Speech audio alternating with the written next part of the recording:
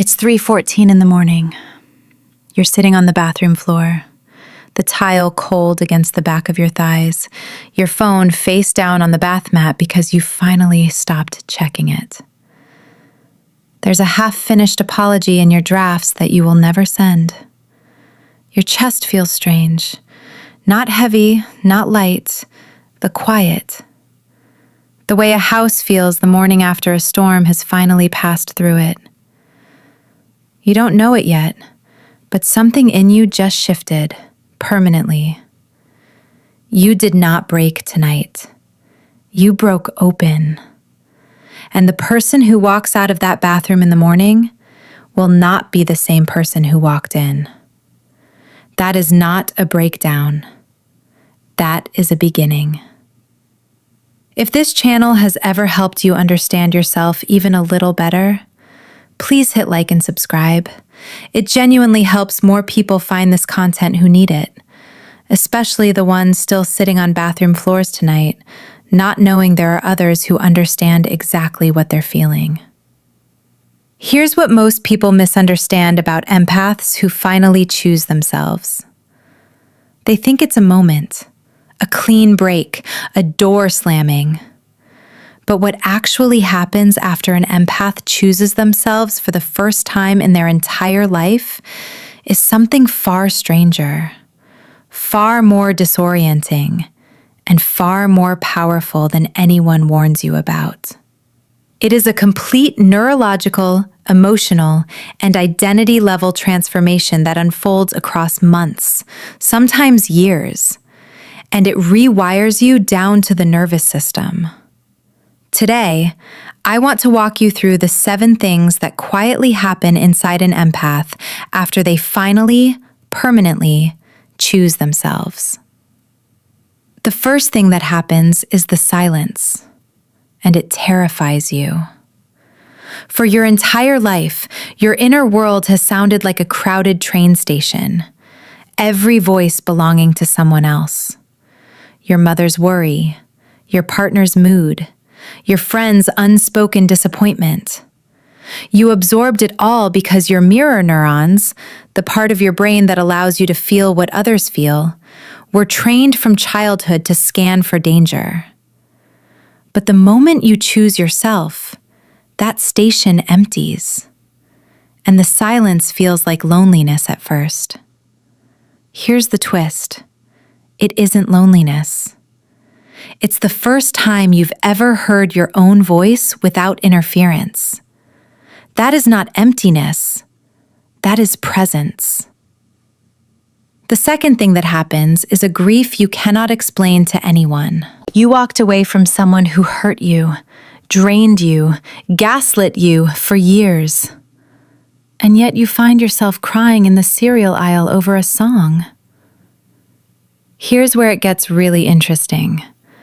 Neuroscience has documented that trauma bonds activate the same dopamine pathways as addiction, which means your nervous system is not grieving the person, it is grieving the chemistry. Your prefrontal cortex knows they were destroying you. Your limbic system is detoxing from them. That ache in your chest is not regret, it is withdrawal. And withdrawal, by definition, is the body releasing what was poisoning it. The third thing that happens is that you become physically incapable of performing. The fake laugh you used to offer at family dinners now sticks in your throat. The reflexive, "I'm fine," feels like swallowing glass. Small talk exhausts you in a way it never did before. Here's a fun fact that genuinely blew my mind. Researchers studying highly sensitive people have found that after a major boundary event, the nervous system recalibrates its tolerance for incongruence, meaning your body literally rejects environments where you have to mask. You used to call this being too much. That is not being too much. That is your nervous system finally refusing to betray you. The fourth thing that happens is that people start vanishing from your life, and you didn't ask any of them to leave. The friend who only called when she was in crisis, The cousin who made every conversation about himself. The coworker who treated your kindness like an unlimited resource. They drift away, confused, sometimes angry, sometimes accusing you of changing. And here's the part that makes this genuinely dangerous to certain people. When an empath stops bleeding for everyone, the energy vampires lose their food source. They don't leave because you became cold. They leave because you became unavailable for one-sided emotional labor. That is not abandonment. That is a sorting. The fifth thing that happens is that your body comes back online. For years, you lived from the neck up, analyzing, anticipating, managing everyone else's storms while your own shoulders sat permanently up by your ears. Then, one ordinary Tuesday, you notice you can taste your coffee again. You notice the sun on your forearm. You notice you slept through the night without scanning for footsteps. Here's what the research shows. Chronic empathic overload keeps the vagus nerve stuck in a freeze response, suppressing digestion, sleep, and sensation. When you choose yourself, the vagus nerve reawakens. The body, which has been holding decades of unspoken truth, finally exhales. The sixth thing that happens is that your kindness sharpens into something else entirely. You used to say yes before the question finished. Now there is a pause. A small, quiet pause where your nervous system asks, is this safe? Is this mutual? Is this mine to carry? People who benefited from your old reflex will call this coldness. They will call you selfish, distant, changed. And here is where it gets fascinating. What they're actually witnessing is the death of cognitive dissonance inside you. You can no longer hold their version of you and your truth in the same body. That is not coldness. That is sovereignty wearing the face of a woman who finally believes herself. The seventh thing that happens is the strangest of all. You start attracting people you've never attracted before. Calmer people, slower people. People who do not need to be saved, fixed, or rescued.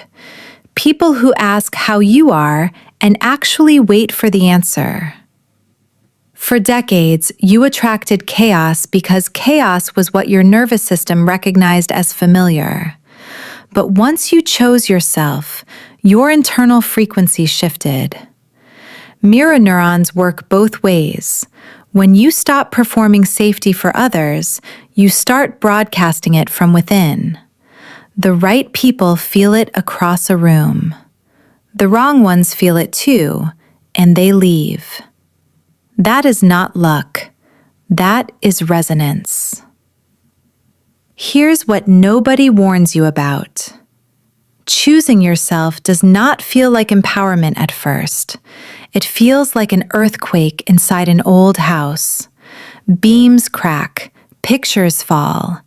Rooms you thought were load-bearing turn out to have been holding up nothing but a story. You will, for a stretch of time, not know who you are without the role of the absorber, the fixer, the one who feels everything for everyone. And what nobody tells you is that this disorientation is not a sign that you've made a mistake. It is the architecture of your old self collapsing, so a sovereign one can be built on real ground. You are not lost.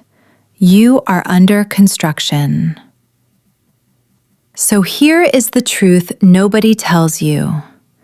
The empath who finally chooses herself does not become hard.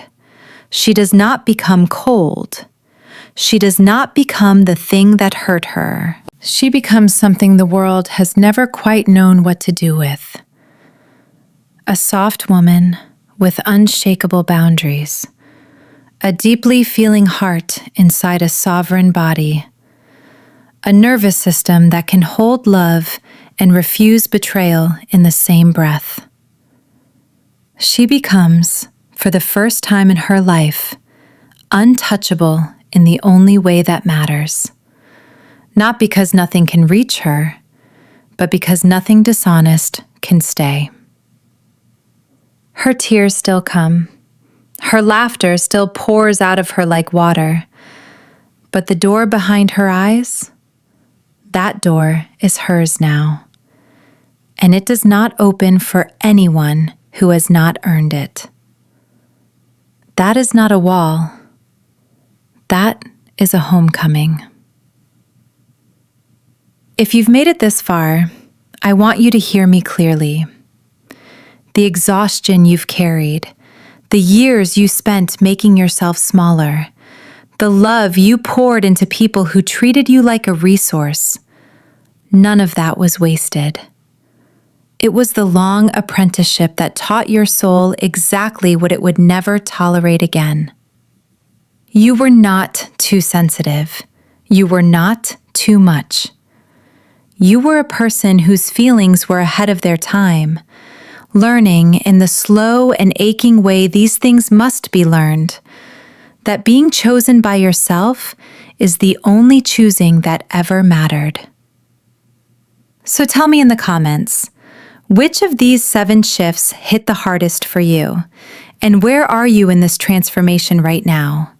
I read every single one. And if there's someone in your life who is sitting on a bathroom floor tonight, not knowing this is the beginning and not the end, please share this video with them. Not as a recommendation, as an act of quiet compassion from one feeling person to another. I'll see you in the next one.